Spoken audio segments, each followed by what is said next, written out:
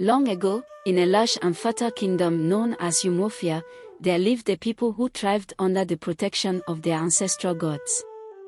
The people of Umuofia were prosperous, their lands yielding bountiful harvests, their rivers teeming with fish. At the heart of their spirituality was the great god Oni, the earth deity who ensured the fertility of the land and the well-being of the people. However, one year, a terrible drought struck Umuofia. The skies withheld their rain, the rivers dried up, and the crops withered in the fields. The people were stricken with fear and uncertainty. They turned to their chief priest, Nwoi, for guidance. He declared that the gods were angry and demanded a great sacrifice to appease them and restore balance. According to ancient tradition, the most sacred and powerful offering to the gods was the sacrifice of the kingdom's most pure and unblemished virgins. The village elders, with heavy hearts, selected 3 maidens known for their purity and virtue, Amora, Ife, and Kolechi. The girls were beloved by all for their kindness, beauty, and unyielding spirits. As the day of the sacrifice approached, the entire village was engulfed in sorrow. The maidens accepted their fate with grace, believing that their sacrifice would save their people. They were taken to the sacred grove, where they would be offered to Oni. On the night before the sacrifice, an elder woman named Neka, who was known for her wisdom and connection to the spirit world, had a dream. In her vision, the ancestral spirits revealed a different path. They showed her that the sacrifice of the virgins was not the answer.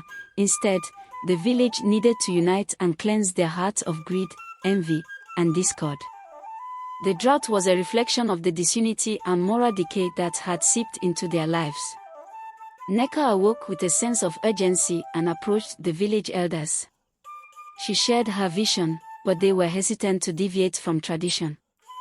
Desperate, Neka sought out the maidens themselves, telling them of her dream and the true message from the spirits. Moved by Neka's words, the maidens decided to take a stand. On the day of the sacrifice, as the village gathered in somber silence, Amora, Ife, and Kolechi stepped forward, not as victims, but as leaders. Amora spoke with a voice that resonated with courage and conviction. Great people of Umuofia, our spirits have been shown a different path. The gods do not desire our deaths, but our unity. We must cleanse our hearts and come together as one community, free from envy, hatred, and greed. The villagers, stunned by the bravery and wisdom of the maidens, listened intently. Ife continued, "We must work together to heal our land, to share what we have, and to support one another. Only then will the rains return, and our prosperity be restored." Moved by the maidens' plea, the villagers began to reflect on their own actions. They saw the truth in their words and pledged to change.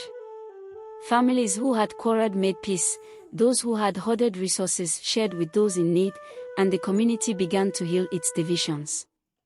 The sky, which had been ominously clear for months, began to cloud over. A gentle rain started to fall, growing heavier with each passing moment. The villagers rejoiced, understanding that their unity and the purity of their hearts had brought back the favor of the gods. The 3 maidens were hailed as heroes, their names etched into the history of Umuofia. They continued to lead by example, fostering a spirit of unity and cooperation that endured for generations. The land flourished once more, and the story of the sacrificed virgins who saved their village became a cherished legend, a reminder that true sacrifice is not of life, but of ego and discord.